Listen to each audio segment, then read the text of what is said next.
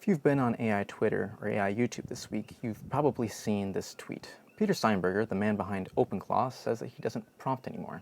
He writes loops, and then those loops prompt his agents. Boris Cherny also made a similar tweet. Within a couple days of these two tweets, half of AI Twitter decided that loop engineering is the new big thing. Now, for some context, in case loops are new to you, in July 2025, a developer named Jeff Huntley published Ralph, named after the Simpsons character Ralph Wiggum. It's a one-line bash loop that stores an agent. It receives fresh context every run and stores its memory to disk at the end of each run so that the next agent knows what to do. And at first, nobody really cared, but then in January, well, the whole thing went viral. 20,000 GitHub stars, dozens of YouTube videos, headlines, the whole 9 yards. And a few months later, both Codex and Claude Code ship /goal natively. Now, this week, I've seen at least 5 different videos all talking about loop engineering and loops, and as though it's a new thing. So, thing is, there's a catch. For every loops are the future post by Peter Steinberger or Boris Cherny, there's another post of someone calling out the plethora of issues that occur with agent loops. They claim loops burn tokens, they make confident wrong assumptions, they just ship slop, and they're just too unreliable. And as someone who's been making and working with my own custom loops since December, I agree, actually. I think the skeptics are right about one kind of loop. And I'm going to give that kind of loop a name, actually. Naive loops. And I mean naive in the same way as naive RAG, right? It just means a simple, obvious first iteration. Not that it's stupid, although some critics might say that it is. It's just a very basic version. Trigger, run, check, repeat. Ad infinitum, the same prompt over and over again. Ralph is a naive loop. /goal is a naive loop. Automations, cron jobs, scheduled routines, they're all naive loops. They're real and they have legit use cases. I use automations and cron jobs, but they all share the same set of failure modes. Now, there's more than 5, but for the sake of simplicity, we're going to just pretend there's 5. And if you've used agent loops before, you're probably personally familiar with each of them. The first one is token burn, right? The loop fires again whether or not the last pass even moved anything, and that's because nothing decides whether rerunning is justified or just a waste of tokens. You can set it to run a certain number of times so it doesn't just keep running forever with no progress, but that's just an arbitrary cap that you're setting ahead of time. Assumption drift might be the most well-known problem. Any ambiguity in your spec gets exaggerated in a loop. That's because there's nothing deciding whether it was executable before execution. And instead, you have agents filling in the gaps with, well, less than great guesswork. Now, the loop does need persistent memory, but nothing decides what earns that persistence, so the bad assumptions just get remembered along with the insight. And that creates compounding slop. The sneakiest one is probably cognitive debt.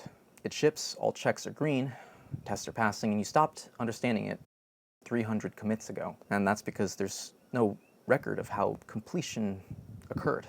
You got a check mark when you needed an audit trail. You needed some way to inspect it, and that's just, no, tests are passing. In the end, there's no recovery mechanism. Nothing decides what happens after a failure. So when you wake up to a code base that doesn't compile, a loop that's been spiraling for several hours, the recovery system is you, after the fact, reverting to the last known good commit before you started the agent loop in the first place. Now, notice the pattern here. There's 5 failures, all caused by one main issue. Nothing's deciding. Vital decisions are being made arbitrarily beforehand by the whim of the agent in the moment, or by nobody. Naive loops don't lack intelligence, they just lack consistent, reliable judgment. And that's where governed loops come in. So while this whole debate was happening, I was actually running a little experiment on crates.io from April to now, actually. This is Millrace AI. It's an agentic runtime written in Rust. 12 releases, all generated by a governed loop, not a naive loop. Each release that I tried worked perfectly. No human or agent touched the Rust code generated by the pipeline. It's now completely maintained by a completely autonomous governed loop. And I'll prove it in a few minutes, but first you need to know what govern means, because that's what this whole story is actually about. So you start with a standard coding workflow, right? You collaborate with an agent and write a spec.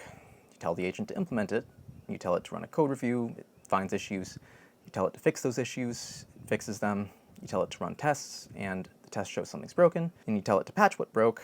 Eventually the work seems completed, and tests are passing, and just to double check, you ask the agent if there's any gaps between what got implemented and the original spec. And if there are, well, rinse and repeat. Nobody's trusting an agent to complete this whole managed workflow, right? Nobody's trusting an AI to do legitimate agentic engineering with a naive loop. The decisions are simple, but agents still aren't reliable enough over time to make the right decisions at each scene. They need deterministic governance, and in this case, that's you, executing a repeatable decision workflow, process, methodology by hand, manually. And this is the insight that governed loops are built upon. Look at what you're doing at every single point. If there's a package dependency suddenly isn't on path for some reason after the latest Windows update, you ask an agent, oh, real quick, what happened? Why isn't this package on path? Every single time, you're asking an agent. Tests are failing after a task, so you ask an agent for a targeted patch plan every time. All the tasks are done, so you prompt an agent to check the implementation spec against what was actually implemented. Well, at least you should be every single time. Each intervention, though, is deterministic in when it fires and standardizable in what is being asked. The condition's mechanical, but the prompt is a template. So why are you the one running it? It's like make the troubleshooter stage, make the patch plan a stage, and make the closure check a stage, and then automate the stages. And all of that collapses into a single sentence.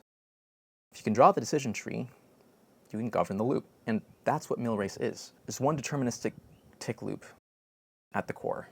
Every tick, the scheduler looks at the state of the work, what's claimed, what's blocked, what's closed, and then routes it to the next step. Planning, execution, closure, idle, whatever. Agents run inside stages with typed contracts. Now, 3 things to notice here. Every single stage is a brand new run. The agent starts with fresh context every single time a new stage starts. State lives on disk, not in a chat thread, not in a context window that's being compacted over and over again. And the decisions, well, that's determined by the runtime. Just good old-fashioned code. It's the same every single time. Agents do the work, and the runtime decides what's next. If you've seen the Ralph advocates, none of this should seem foreign, because the community already discovered all of these issues the hard way. 1 task per loop, that's a frozen compiled plan in Millrace. It's one of the main features. The test decides what's real.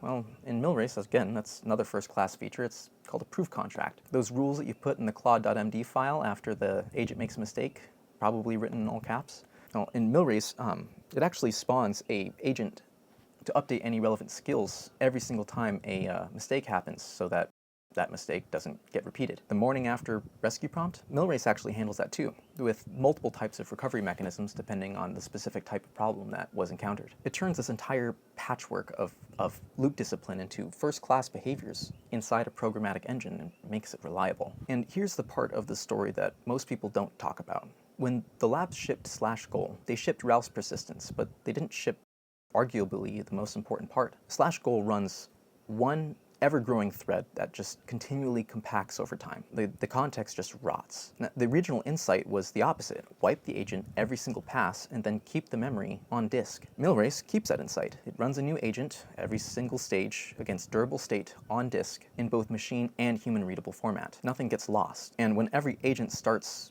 fresh, context rot becomes impossible by nature. Dan Shapiro popularized the term Level 5 Dark Factory in a blog article he wrote in January. In his words, this means that the AI defines implementation, writes code, tests, fixes bugs, and ships. Nobody's trusting a naive loop to accomplish this reliably. On the other hand, I've been running a Dark Factory on my desktop for over a month, the past few weeks, using a single ChatGPT Pro subscription. That's the power of a governed loop. Back to what I mentioned before, the Python to Rust port. For the original port, Codex manually queued 8 small 30-line prompts all at once. The runtime ensures that these are received in order, and so that they don't disrupt existing work. That means each prompt gets processed only after the previous prompt has been completed. And from those, Millrace generated 11 specs, 57 tasks, and autonomously recovered from 2 separate blockers.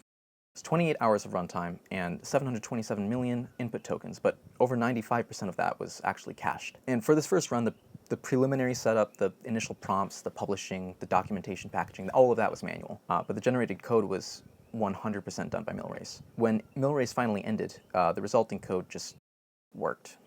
It was functionally on parity with the original version of Millrace. But that's not the coolest part. Once the Rust runtime existed, I configured Millrace into a maintenance loop.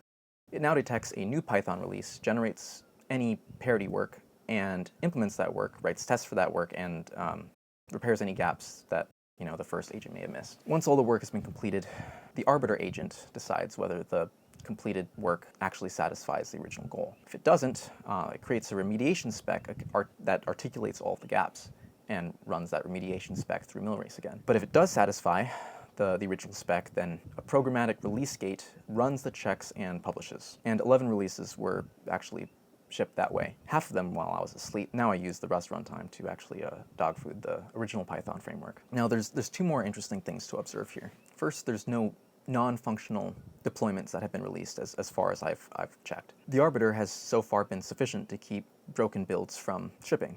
So far. Obviously, it can still happen. Second, and this is actually my favorite part, the evidence repo that you're about to see updates itself. The evidence logging, it runs through the same pipeline that it's documenting. I feel like this is a pretty good example of true autonomy. Obviously, don't just take my word for it. The public evidence repo has sanitized log bundles, generated metrics, checksums, a redaction policy, and a verifier script, actually. If you're skeptical of this, you can just check it out for yourself. It's publicly available, and the link's in the description below. Here's what govern loops do not solve yet. First, the obvious one is taste.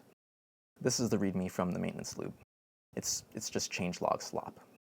The loop wrote it, the loop maintains it, and it's abhorrent. Governance isn't judgment, and I didn't configure a custom README curator agent to fix this. Millrace might be able to guarantee release past its contracts, but I haven't figured out a way to guarantee taste yet. But, I mean, granted, I haven't really worked on that either. And the second one is generality.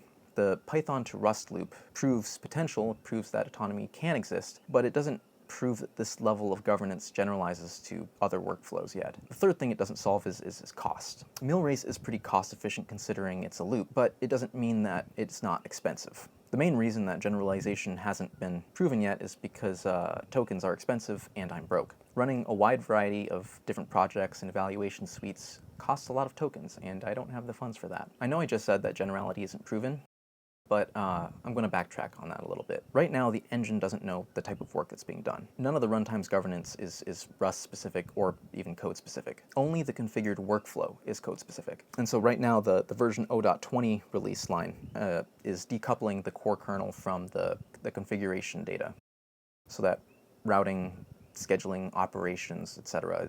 is all generic and pluggable. The goal is to support making any type of workflow that you can sufficiently specify into a workflow that Millrace can govern. I'm not quite there yet, but I'm close, mostly because I don't have enough tokens. So at this point, I hope you understand the difference between a naive loop and a govern loop, at least, a little bit. Don't get me wrong, naive loops still have their place, but if you need a reliable, dependable workflow pipeline, you'll probably want something a little bit more sophisticated than Ralph Wiggum. He's known for his persistence, not his IQ. And by the way, everything that I just talked about, it's all publicly available and open source under Apache 2.0. So links are in the description below.